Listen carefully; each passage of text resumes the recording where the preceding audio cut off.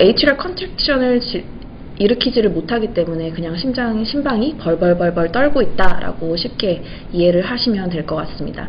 그렇기 때문에 심방 안에 혈전이라는 게 잘 생길 수 있는 조건이 만들어지는 거고, 이 atrial fibrillation rate는 300회에서 500회 정도에 달해서 분당 300에서 500에 달하기 때문에 굉장히 미미하게 떨리고 있다고 생각을 하셔도 될 것 같습니다. 근데 이런 atrial fibrillation rate는 굉장히 빠르지만 그에 반해서 ventricular contraction은 그거를 따라갈 수가 없거든요. AV 노다 컨덕션이 그거를 좀 제한을 해주기 때문에 레이트가 300회, 500회까지 갈 수는 없게 되는 거죠. 근데 AFib의 타입이 몇 가지가 있는데, 프록시멀 AFib인 경우는 일반적으로 심방 내 ectopic foci, 어떤 심방 내 국소적인 부분에서 파이어링을 하는 트리거 팩터가 있습니다.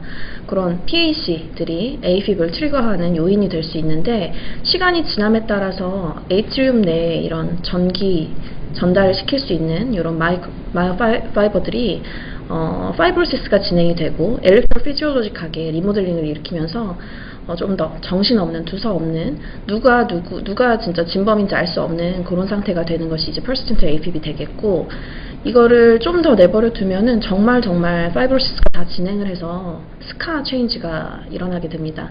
그래서 정말 atrial activation이 거의 이제 시술을 저는 하는 사람이니까 시술을 들어가 보면 atrial activation이 거의 관찰이 되지 않는데도 에이트리움 자체가 그냥 벌벌벌 떨고 있는 atrial fibrillation 계속 가는 경우가 있고요.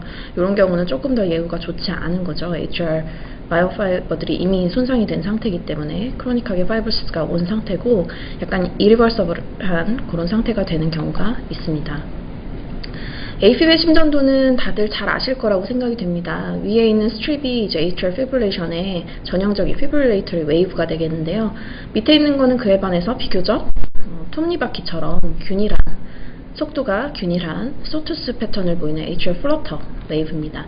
atrial fibrillation이나 flutter는 뒤에도 말씀드리겠지만 약간 친인척 관계입니다. 그래서 치료하는 방법이나 약제라든지 뭐 이런 것들이 상당히 비슷한 경우가 많고요.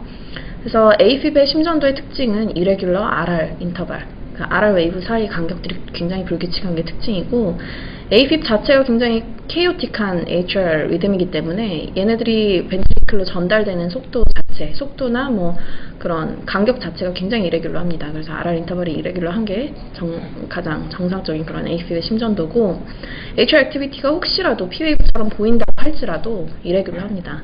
P웨이브라고 명명을 할 수 있는 부분들이 딱히 없죠. 위에 그 스트립을 보시면. 그래서 그 얘기가 이거죠. P웨이브를 명명하기가 힘들다. 앞서도 말씀드렸지만 프록시멀 AFib은 대개는 48시간 이내로 사이너스 리듬으로 컨버전이 됩니다. 자발적으로 컨버전이 되든지 아니면 약제에 의해서 컨버전이 되든지. 근데 48시간 이상 지속되고 7일 이상 지속되는 경우는 persistent AFib이라고 우리가 병명하게 되고, 이런 persistent AFib 같은 경우는 카디오 버전을 해야만, 뭐 약제든 아니면 진짜 direct current 카디오 버전을 하든지 아니면 어블레이션을 하든지 뭔가 인위적인 조작을 가해야지만 사이너스 리듬으로 컨버전이 될 수 있는 거고, 1년 이상 지속된 AFib을 long-standing persistent AFib이라고 이제 명명을 하게 되고요.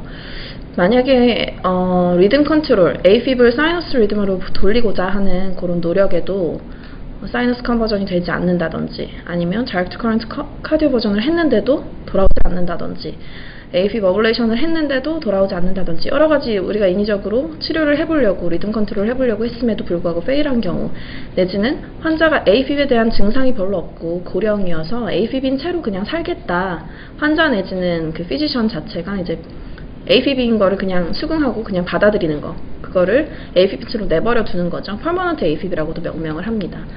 그래서 내추럴 타임 코스는 처음에 일단 시작은 사일런트 AFib, 잠깐의 이벤트들이 있다가 언더라인이 있을 수도 있고 전혀 언더라인 디스가 없는 사람들도 있을 수 있습니다. 점점 좀 더 지속 시간이 길어지고 에피소드가 자주 반복되는 프록시멀 AFib으로 가게 되고, AFib의 이벤트 에피소드가 한번 생기면은 오래 가는, 뭔가 인위적인 매니지를 해야지만 터미네이션이 되는 그런 상태를 persistent, 요 AFib인 상태가 계속 지속되고 1년 이상 간다, long-standing persistent.